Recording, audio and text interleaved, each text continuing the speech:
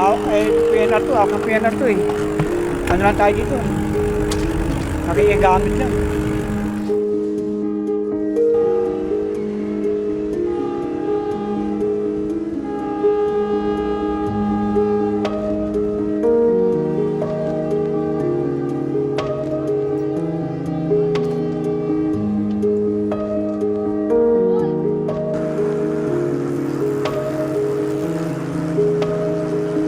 Yung workplace namin parang mas malapit.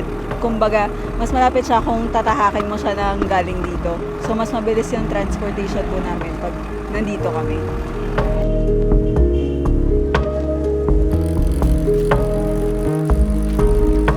Kasi ito ang madaling pera. Madaling kitain.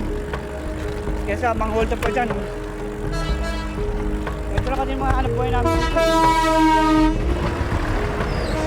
Hindi katulad na iba dyan, mga nang hold up.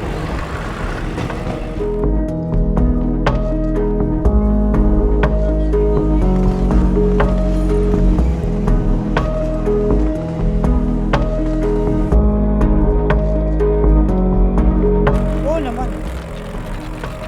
Kasi baka ano yun, train yun. Kaya iwasan mo yun.